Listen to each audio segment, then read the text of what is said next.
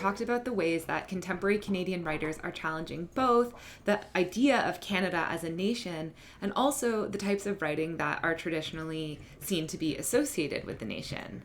And this week, we're looking at A History of My Brief Body, a book that clearly does both of these things. It is an experimental memoir by Billy Ray Belcourt, who is a writer and academic from the Driftpile Cree Nation. And one of the key ways that this book challenges ideas about Canada and the nation is by situating itself squarely within the history of colonialism, reminding us of its dark legacy and the repercussions as well that it's had for individual Indigenous Canadians.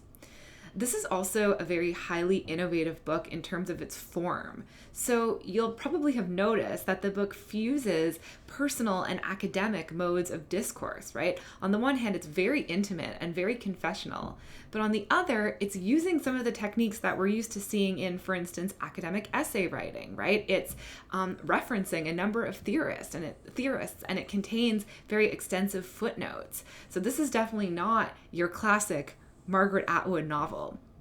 So to try to wrap our minds around this experimental memoir and to understand what it's doing, this lecture is going to have three main parts. First, I'm going to talk just pretty briefly about Billy Ray Belcourt to introduce him as an important emerging writer in Canada.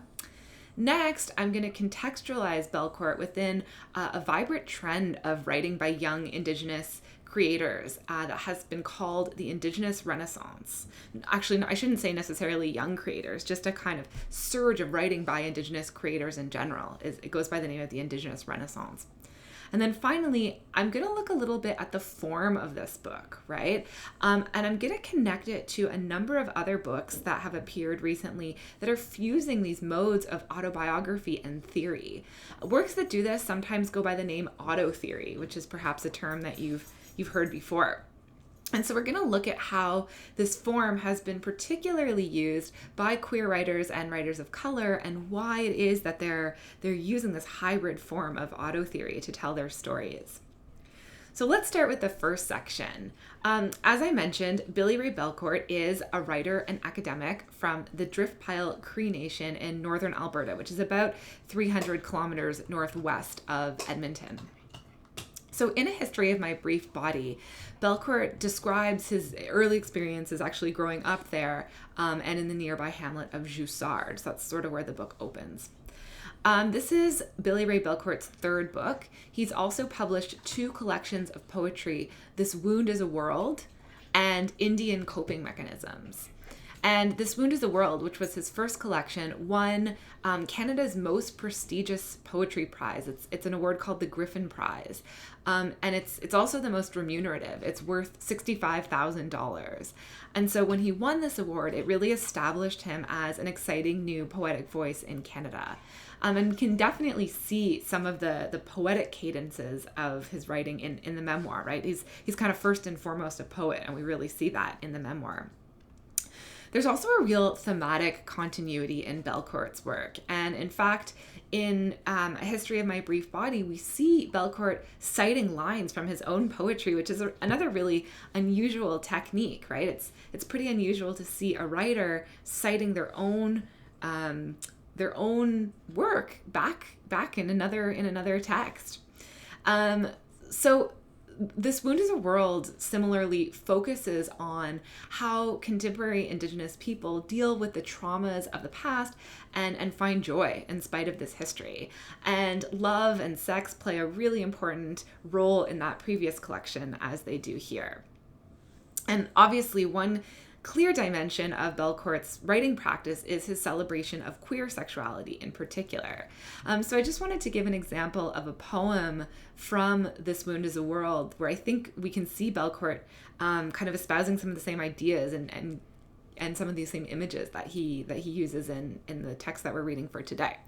So for example, in a poem called The Creator is Trans, Belcourt writes, "The Creator is trans, and the earth is a psychology experiment to determine how quickly we mistake a body for anything but a crime scene, the product of older crime scenes. There is a heaven, and it is a place called gay. Gay as in, let's hold up a world together. Gay as in happy to make something out of nothing and call it love. And the poem goes on from there. So here we can see how Belcourt acknowledges the traumas of the past, imagining the world, right, as a crime scene, the product of older crime scenes. However, in this poem, there's also a heaven, and it is a place called Gay. And it's noticeable that Belcourt doesn't just reflect on the experience of being marginalized for his sexuality, but he actually finds joy in his identity. And similarly, in his work, Indigenous identity comes laden with a legacy of trauma, of course, but it's also a heritage to be celebrated and in which he finds tremendous pride and joy. And this oscillation between sadness and hope, which is on display in this poem, is something that we're also going to encounter in A History of My Brief Body. So just a few other points about Belcourt, which is that in addition to being a creative writer, he's also an academic, which might not surprise you given the text that he produced. So he did his PhD in English at the University of Alberta and was also a 2016 Rhodes Scholar. And Belcourt now teaches, he's a professor in the Department of Creative Writing at UBC. And I think that we can really see in A History of My Brief Body this intersection of his creative and critical sides, right? On the one hand, the kind of lyricism and poeticism of the writing, and on the other hand, this intense theoretical current that we see throughout this text. Okay, now I want to move on to my second point, which is this idea of the Indigenous Renaissance. I want to situate this book in the context of what has been called an Indigenous Renaissance in the arts. So in order to understand why this period of resurgence is so significant, it's worth reaching back a little bit into the history of Canadian literature. So Canadian writers have long been fascinated by Indigenous people. And last week, I talked in the lecture about Margaret Atwood's influential 1972 study, Survival, in which she argued that the hostility of the wilderness, and by extension its Indigenous inhabitants, has been a recurrent motif in Canadian literature. However, even though people have been writing about Indigenous people for a long time, until recently, there hadn't historically been a lot of writing by Indigenous people that was published by mainstream publishers. Unfortunately, publishers just weren't that interested in telling Indigenous stories. In fact, they weren't really that interested in publishing work by many writers of color at all, right? The industry was very dominated by white publishers and white editors who essentially published their friends and writers from their own cultural background and networks, right? And in fact, as we saw last week in Jen Suk-Fong Lee's article, this is still a critique that some writers are making, that the Canadian literary world is very white. But until recently, if you wanted to study Indigenous literature in Canada, there just weren't a whole lot of options to choose from. There were a few kind of canonical texts, right? The plays of Thompson Highway, for example, a few works by Thomas King. There was a memoir by Métis writer Maria Campbell called Half-Breed. But in general, the selection was pretty limited. And even among these selections, there were problems with the ways that the books were edited to make them more palatable to a white audience. So a couple of years ago, scholars at Simon Fraser University discovered an early manuscript version of Métis writer Maria Campbell's Half-Breed. It's a famous memoir. And they saw in the manuscript a big red X where her publisher had forced her to remove a scene of being raped by an RCMP member because the publisher just didn't think that it was suitable for a mainstream audience. So we can see how these writers were incurring censorship. But this is all starting to change in the contemporary moment. So in recent history, there's been a huge boom in Indigenous writing.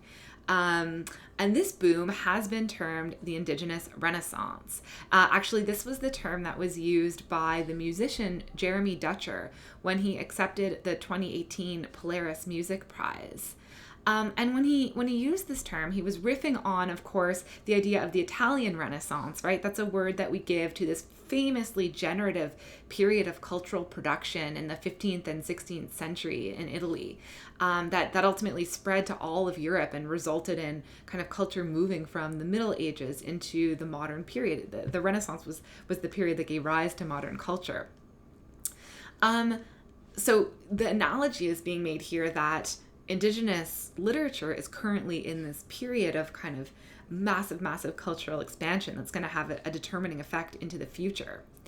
So Dutcher won his Polaris Prize for an album called Wolastoqiyik Lintuanokawa, which is written, the album in an endangered Indigenous language called Wolastoq.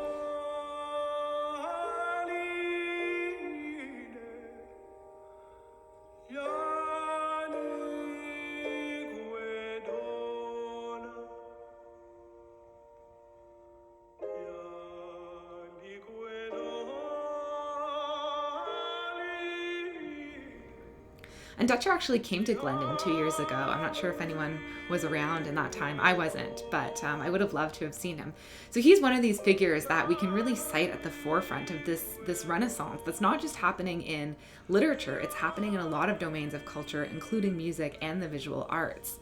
And it's worth noting that 4 Indigenous musicians have actually won the Polaris Prize in the past 6 years. So we can cite Lido Pimenta, Buffy St. Marie, and Tanya Tagaq in addition to Dutcher. So just, not that prizes are the be-all and end-all of success, but they are kind of a good metric for seeing what a culture is upholding and celebrating. So it's worth mentioning that a number of important Canadian prizes have also gone to Indigenous creators in other fields, right? So we have the Griffin Poetry Prize that's gone to Indigenous artists in 3 out of the past 5 years. So Liz Howard in 2016, Jordan Abel in 2017, and Billy Ray Belcourt in 2018. We've also got these huge prizes going to writers working in other genres. So, for instance, Thomas King won the RBC Taylor Nonfiction Prize for The Inconvenient Indian in 2014. Tanya Talaga won it for 7 Fallen Feathers in 2018. 2 years ago, Eden Robinson was nominated for a huge international award called the Dublin Impact Award. So just some examples to show you the tremendous vibrancy in literature. And we can also, we could just as easily point to visual arts where we have people like Kent Monkman, Rebecca Belmore, Brian Youngin, all of whose work is totally fascinating and I really recommend checking out. So just some of the most exciting art production is happening in the field right now of Indigenous literature.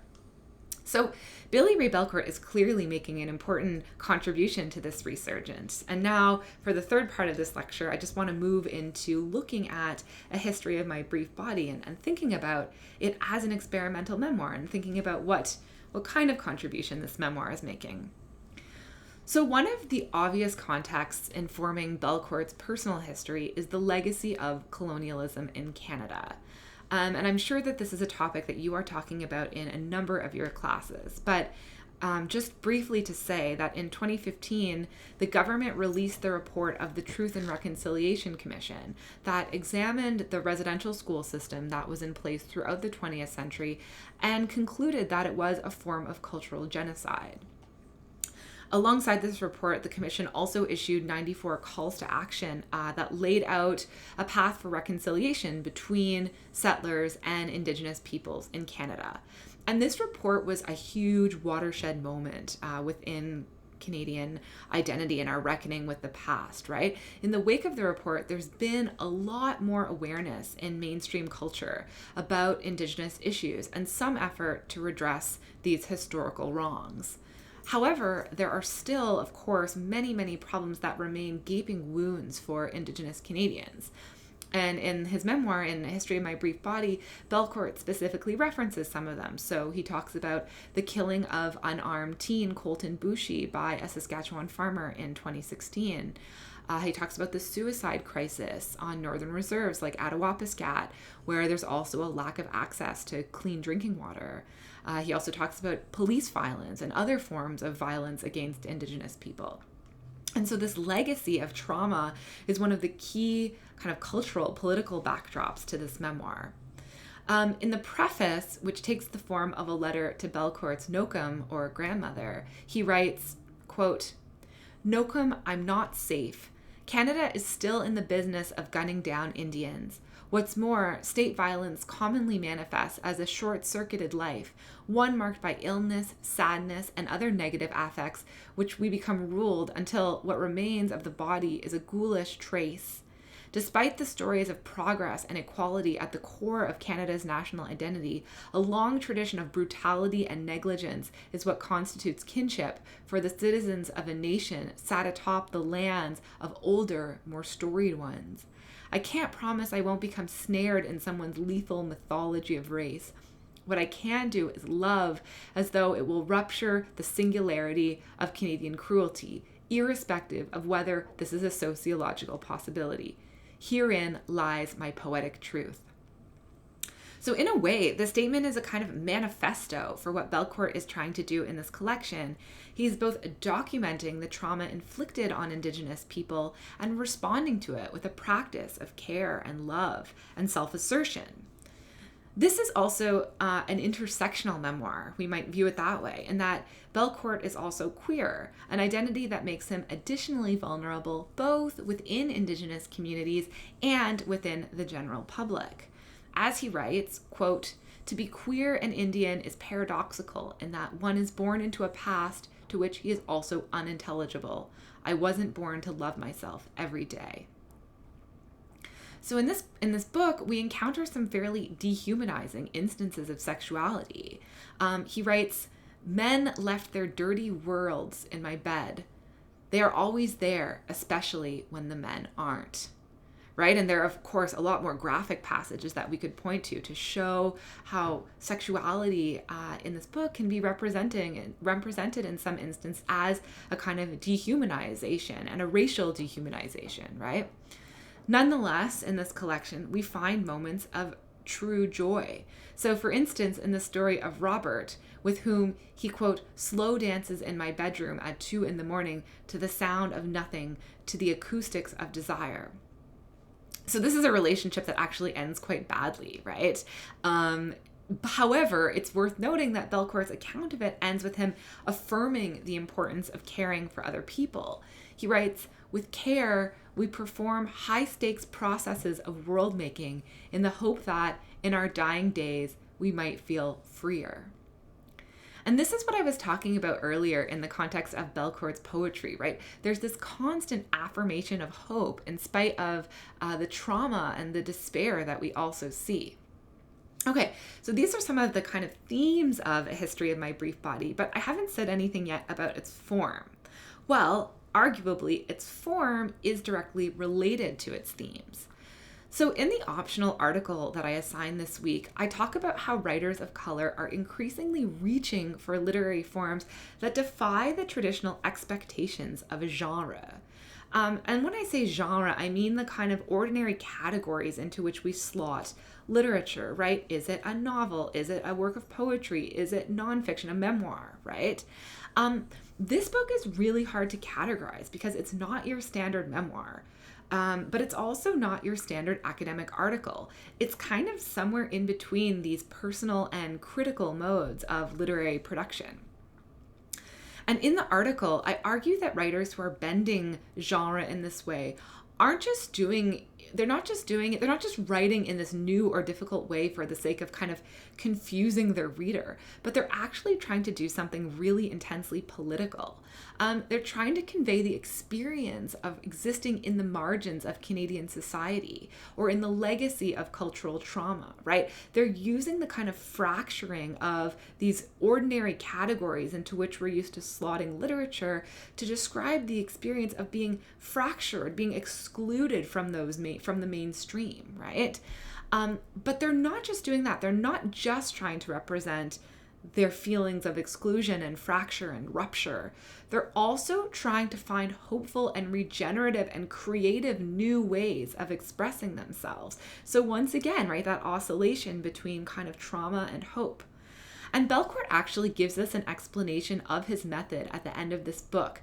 And to me, this explanation comes through his discussion of what happened when he encountered a review of This Wound is a World in a magazine called The Walrus that called the book simple. right? The review was originally titled Billy Ray Belcourt's Simple and Radical Poetry. And I remember when that review came out, and a lot of people on Twitter were really, really getting upset about that language of simplicity, right? Because when you call something simple, you're reducing the complexity of it. You are not honoring its experimental qualities. You are instead talking about it in terms of a kind of ease or a kind of simplicity, right? And for Belcourt, this review was very triggering to him because it really felt, it evoked these old feelings of being written about, right? Remember how I was saying that Indigenous writers were constantly being written about and weren't empowered to tell their own stories. And this was an experience for him of being written about and having somebody get the interpretation so utterly wrong. And so in order to resist and counter this misreading of his work, Belcourt revisits this incident in his memoir. And he writes, quote, "We are all caught up in the singularity of coloniality, but each story is against the trauma of description, those ways of reading and listening that make vampires out of people, possessed by an insatiable hunger for a racialized simplicity that makes us into objects of study to be fed through the poorly oiled machine of analysis." So look at here how he equates this idea of simplicity with a kind of racialization, right? We can harken back to those old ideas of the noble savage, right? The Indigenous person as being noble in his simplicity and kind of pre-intellectual or a cultural identity. And Belcourt's saying, no, that's totally wrong, right? So for him, in this book, what he's doing is he's taking back the story. Rather than being written about, he's taking back the power by writing a powerfully original memoir that's all his own and that's using his own literary forms. So for me, his decision to fuse autobiography with literary theory is a way of working against what he calls the trauma of description, right? Not only is he not letting other people describe him, he's imagining a radical new technique for representing Indigenous life and experience. And so this technique of combining personal and theoretical modes into a new hybrid genre has been called auto theory, right? As I said earlier. And it's very, very popular right now among many contemporary American and Canadian writers. We're seeing a lot more of these kind of experiments that fuse personal and critical modes. And one of the most famous writers to use this technique is an American writer named Maggie Nelson, whose bestseller, The Argonauts, came out in 2015. And in that book, Nelson describes her queer relationship with a trans man with whom she started a family. And essentially, because she writes a lot in that book about how because her relationship was one that wasn't intelligible within the mainstream, right? We don't really have a good way of understanding kind of queer identity and queer family within the mainstream. Nelson felt that she had to find a way of representing and honoring her relationship. And so with The Argonauts, that's exactly what she did. And she ended up popularizing a kind of writing that draws heavily on academic theory and blends it with autobiography as a way of representing and legitimating these forms of experience that fall outside the mainstream. And so, like what we see in Belcourt's book, she incorporates academic critics and cites them in her memoir. And we can see Belcourt doing a really similar thing here, right? He's building our understanding of his experience of living through colonialism and through homophobia. And he's doing it using the voices of other writers and theorists and even his own poems, that he's kind of weaving almost into this supportive net that's holding him up. That's kind of, I picture this chorus of voices that's woven into this book as a sort of supportive network that's literally holding him up. And this is a technique that we also see in the work of, not this specific technique, not necessarily blending theory and memoir, but this idea of fusing different genres together. It's something that we see in the work, for example, of another Canadian writer named Leanne Bedesemisake Simpson, an Anishinaabe writer, whose books Islands of Decolonial Love and This Accident of Being Lost are also kind of combining different forms of writing together. She weaves fiction and poetry and personal writing. She even included a bunch of spoken word audio pieces with the collection where you can listen to some of them being read. And I'm so interested in the ways that contemporary writers, Indigenous writers, and writers of color are experimenting with form. Right, in the optional article for today, which was a piece that I wrote for the Walrus, I was talking about this: how writers of color are using these experimental forms to capture their particular experiences. And I want us to keep this idea in mind when we look at Zong by Marlene Nurbeze Phillip, which is even more experimental and challenging in terms of its form than Belcourt's memoir. And we're really going to be thinking there about what she's trying to do in her explosion of the kinds of forms that we're used to seeing. So for this week, I want you to reflect both on your impressions on your impressions both of the content and the form of A History of My Brief Body. What do you make of Belcourt's decision to incorporate such personal details from his life, including representations of trauma and sexuality? And what was your experience of navigating the experimental and sometimes difficult form of this book? So these are questions that we will be taking up in class in more detail, where we're going to close read some individual passages from the book and reflect further on its themes.